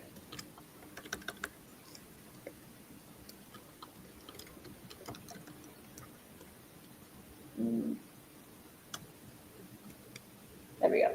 So we just have this fake data here. We have columns that are just 1 through 19. So we have 20 features here with just some made up data. And we have some Y values, some zeros and ones. What we're going to do is we're going to train a random forest to predict those zeros and ones. So we're going to create a random forest classifier. You guys are familiar how to do this from the last class. And then we're going to make a dictionary. This is a really weird way to make a dictionary, but we're going to do it this way, I guess. We're going to make a dictionary and we're going to add some key value pairs here.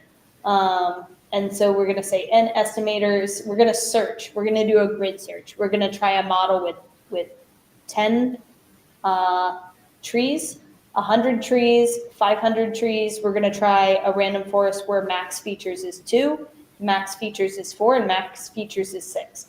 We don't know which combination of those parameters are the best parameters. So instead, what we're going to do is we're going to grid search. We're going to try each of those parameters by passing the random forest and that parameter grid to this grid search CV. But when we do that, we have to define what does success look like. Which model do we want it to choose? We want it to choose the model that has the highest accuracy. So here we can print our grid results. Data frame. Here we can print our grid results, and we can see that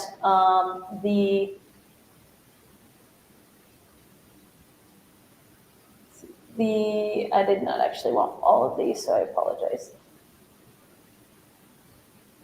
When we look at the test scores, the one that is ranked the highest is this one. So max features are 4 and n estimators are 100 is our highest performing model. So this is the model that we would select. We selected these hyperparameters because it had the highest accuracy. Now the thing is, if we change from accuracy to F1 score, we're probably going to get a different value here. And there's going to be a different model that we're going to choose by optimizing that F1 score as opposed to the accuracy. So you have to decide which metric fits your problem better. Did that answer that was a really long-winded response to your question. I do believe that did answer my question. Somewhere along those lines it answered your question. Yeah. To make this a little more complicated, you can actually report on multiple metrics. So somebody's asked, hey, can't we just score on all of the metrics? Grid search score on accuracy and precision and recall and F1. See if it'll do it for me. Nope. No. So you can do it, but what you have to do is you have to actually tell it which metric is the most correct metric. So I can do that 1 second. We can, we're going to look at this together. sklearn, grid search, we're going to figure it out. Grid search CV. So you can just go ask AI or, sorry, this is my other account I'm signed into here. We can We can go look at scoring. So that's what we're passing here. We're saying scoring equals F1. If scoring represents a single score, one can use a single string or a callable, but if it represents multiple scores, you can use a list of unique strings or a dictionary. So let's, I'm trying to find the other parameter. Let's just try this. Let's try to do a list here, and it's going to throw an error, and then we'll figure this out. So F1 score, accuracy, close.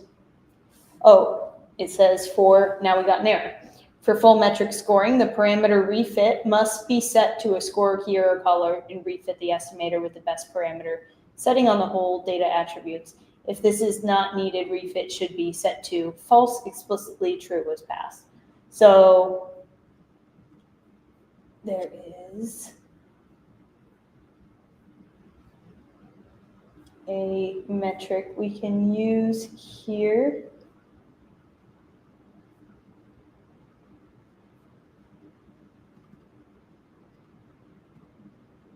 It's refit.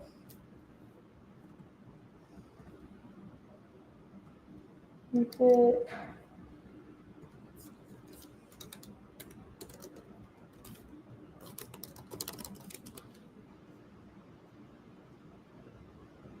And it may still throw an error here, so we'll see.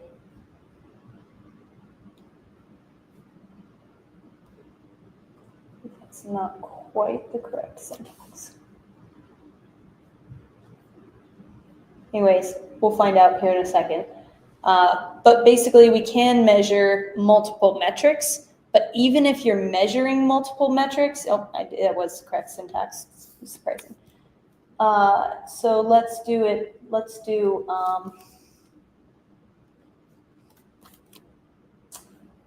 want to see the params. I don't want to see all these. Is this the right syntax? Yeah, okay. So I want to see params, and I want to see precision. I want to see F1, and I want to see accuracy, and I want to see rank. So let's see, I want to see rank, test, accuracy, and I want to see mean, test, accuracy, and mean, test. Maybe I should have put mean, test, F1 up front.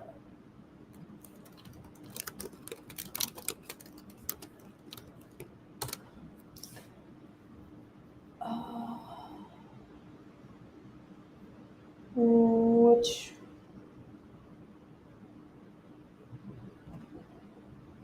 maybe it's not called test.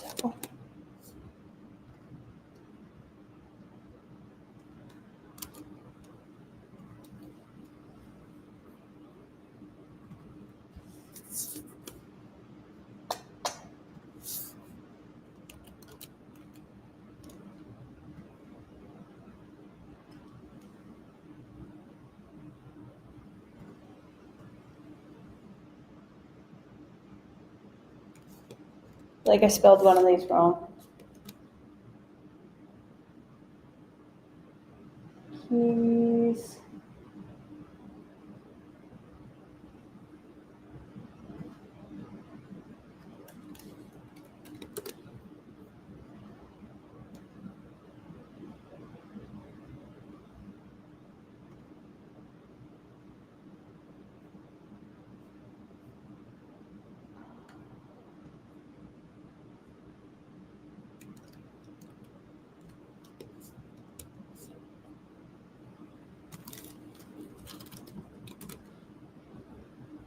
Okay. Anyways, I'll stop wasting your guys' time on that. I'll figure out this afterwards, and I'll show you guys that the, maybe I'll see if I can scroll on here. This just gives so much information.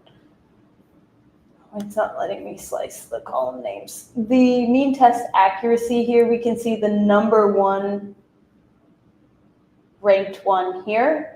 had a mean accuracy of 0.92. But I wonder what the F1 score was for this one. So if we look at the rank test F1 score, actually had the first place F1 score as well. So that one seemed to match up. 298. I chose a bad example. These all have high, the matching rank test for accuracy. And oh, this one didn't match. So this one had a different rank for precision compared to, or for F1 compared to accuracy. This, when we look at the max features as 500 and the NS meters as 500 and the max features as 6. All right, that was really in the weeds for you guys.